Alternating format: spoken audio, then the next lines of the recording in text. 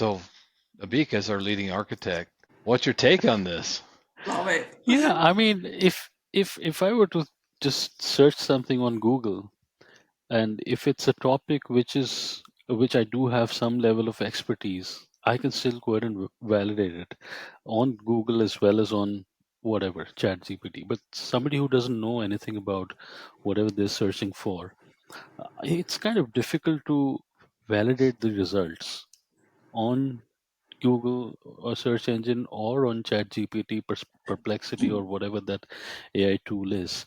So I'm kind of confused on the purpose of these tools. If we know that the results and the output is the efficacy is not going to be 100% or not 100%, but at least more than 90%, then I think there's a huge problem in a way, and we're even paying for these tools. Yep. There is a huge problem, but don't forget, most of the people don't know what you just said.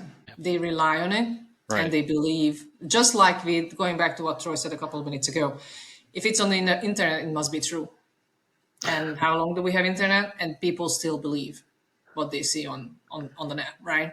Yeah. I'm kind of hoping that as everything is going to evolve with AI, it's gonna get better. Obviously, it's gonna get better. That's for sure. But how much better it's gonna get is the question. Yeah. Right. I think that's kind of a pretty key question. But I think the more and more these content related platforms, right? That's where the use cases of AI is really immense as opposed to real life scenarios. So AI voices, AI, illustrated videos and all these things, and we all know how much time do we spend on smartphones, right? So I think yeah, it's interesting. It's tough, I would say. Yeah.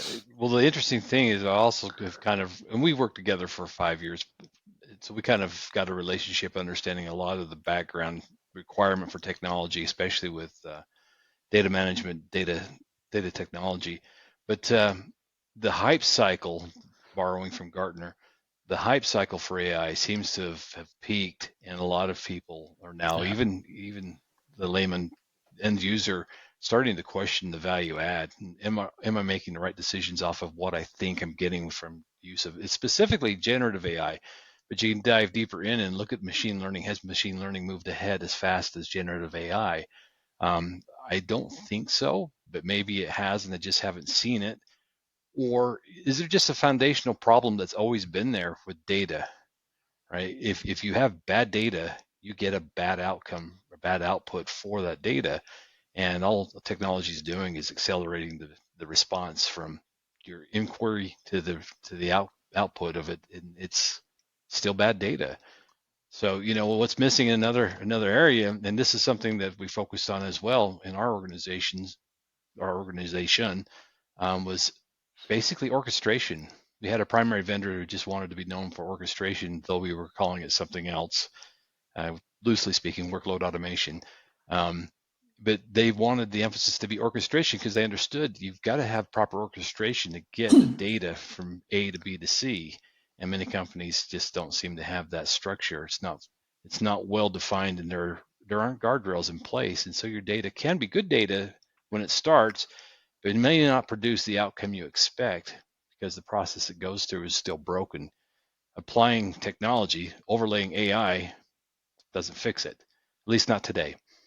So that's all interesting.